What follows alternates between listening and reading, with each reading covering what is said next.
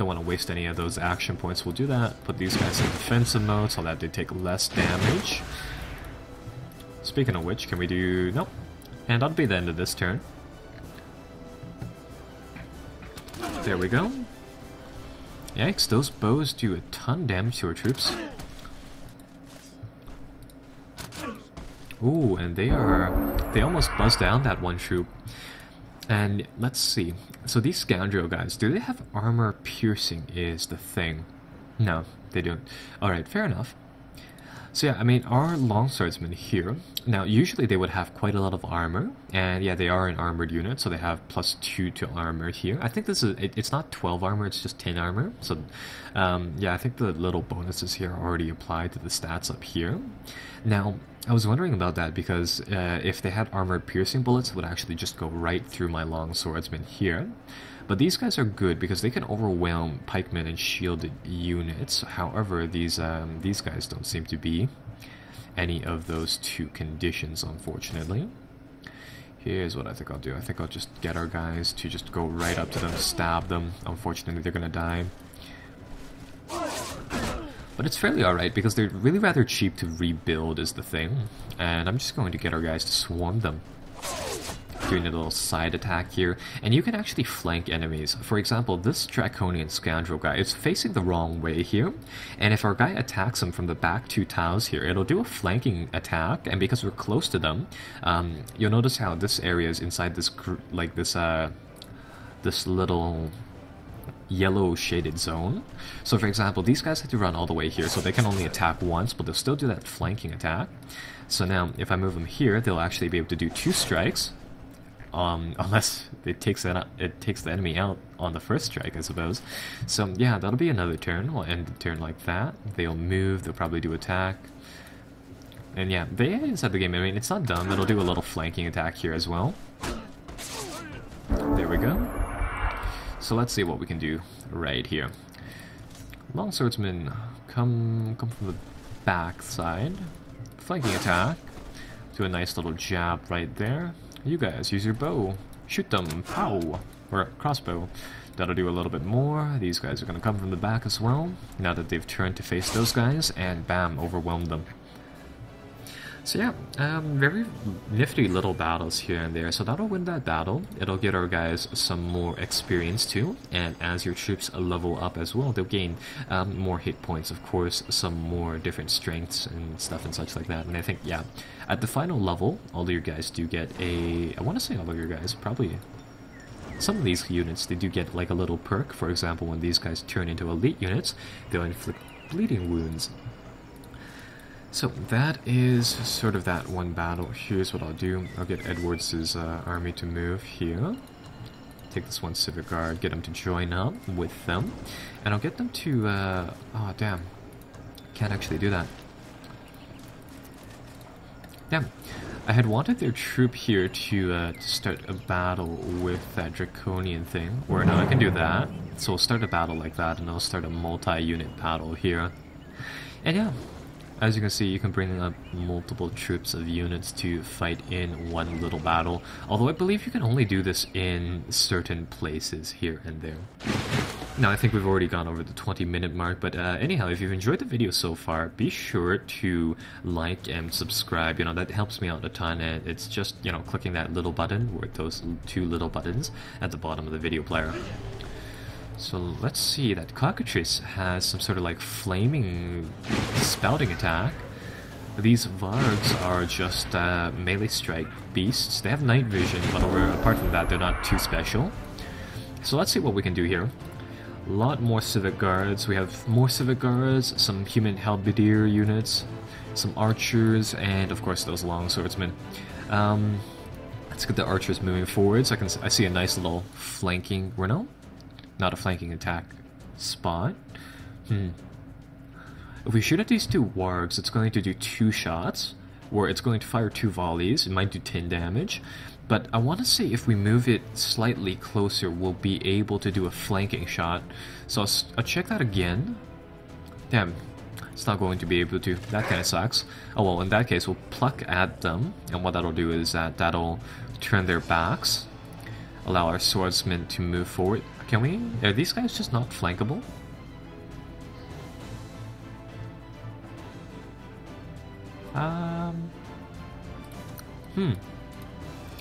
Perhaps they're not flankable or something, but anyhow, we will try to take them out like such. Oh well. Because they were fairly close to these long swordsmen, they were able to do 3 attacks and just rip those guys up, so that's still pretty good. What else is back here? Some kobolds over there, so that's kind of neat. Long swordsmen move up, slash those guys up.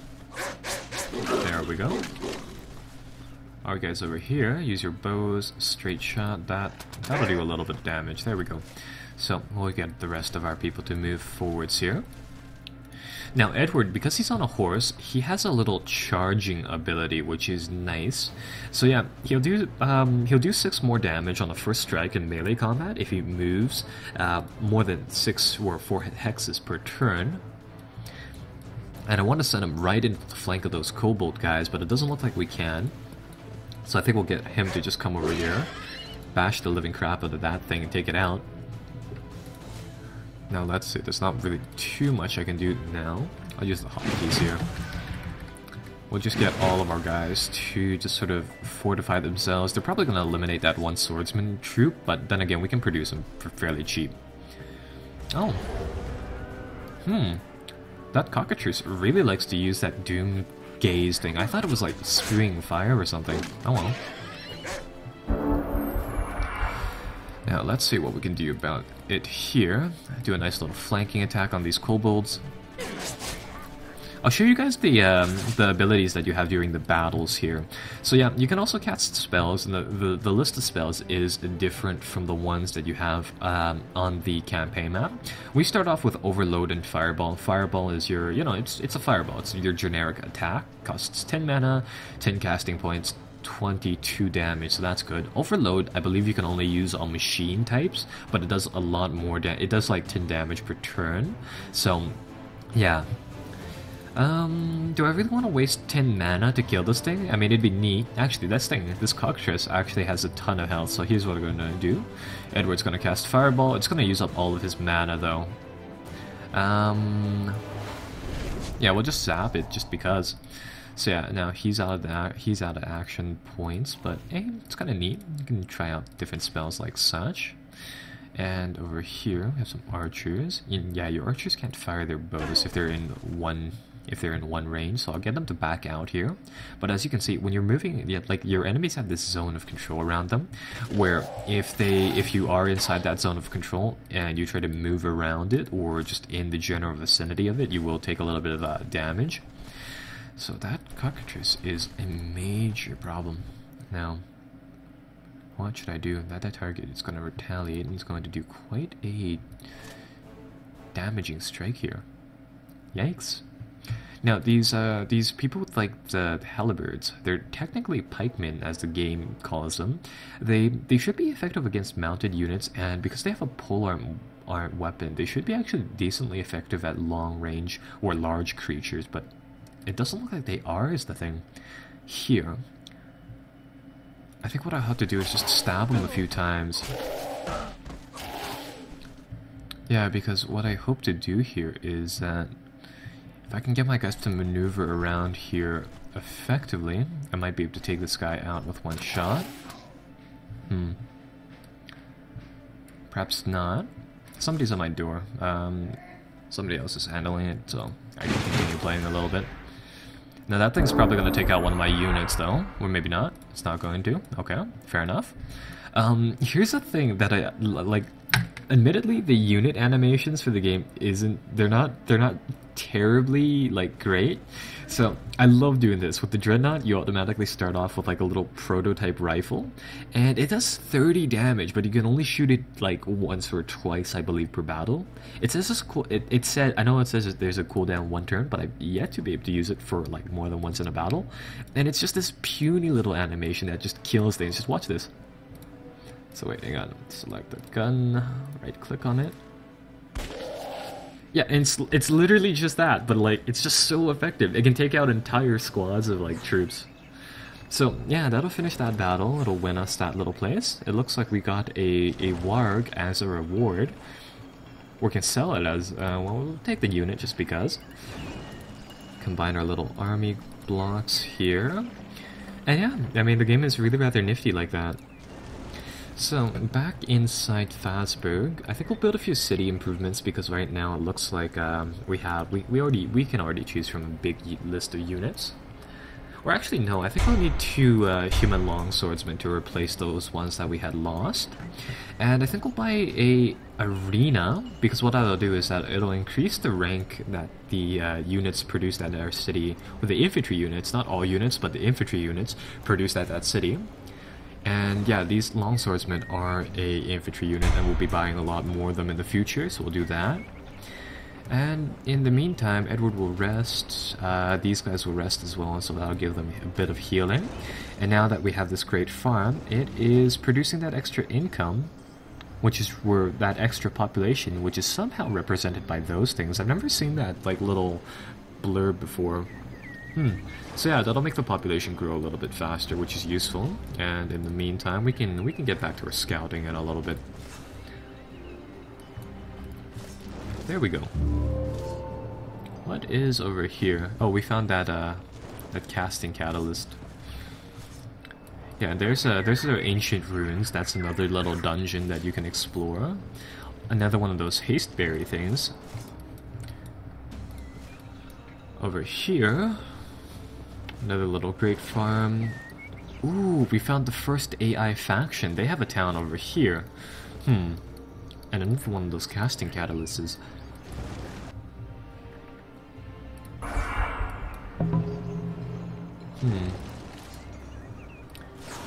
Didn't realize I had 2 scouting units here, so I think I'll move 1. Just check out that area. In the meantime, I'll send this one back.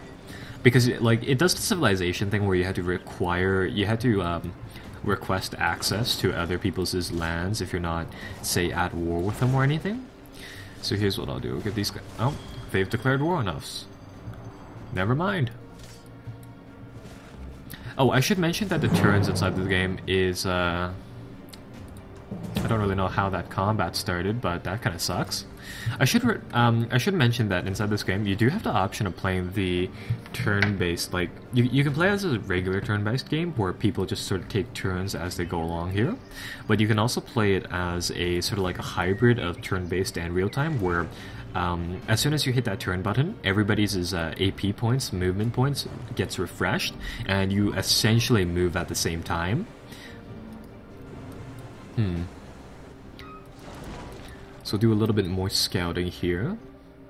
Now, on our map, it doesn't look like, we have any roads here. On some of the maps you do have roads, some of them you don't. I think if you play on a continent-sized map, it'll always have roads, or just a land map it will, but because we're playing on continents, we might not. So, since we don't have roads, there's a lot of this tundra stuff over here. I believe this is also a little swamp. Yeah, some dense vegetation. I want to check how far their capital is away from ours. Yeah, you have these wetlands, which is going to slow them down by a little bit. So with that said... I don't think they'll be able to fight us all too much in the recent times. So I think I'll send our scouts back, and I'll send the scouting probe forwards, because this will allow us to check out this area a little bit better. That is one really, like, rocky water pathway. Like, look at all that.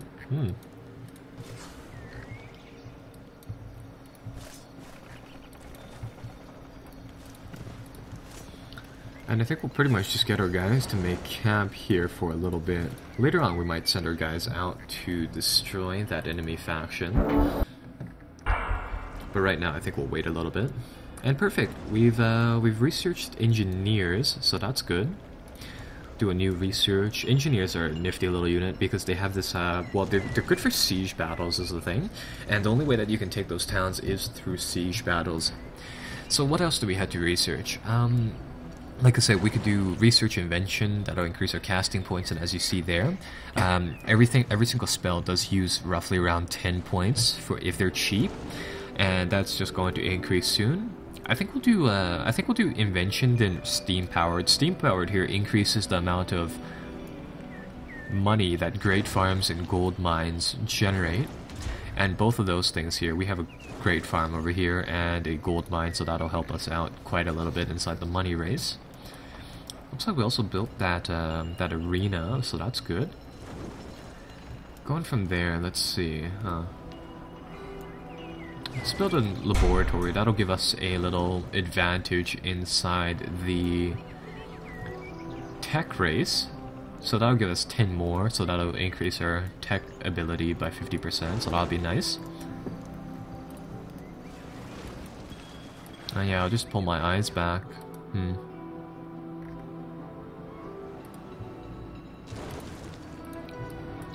Let's see.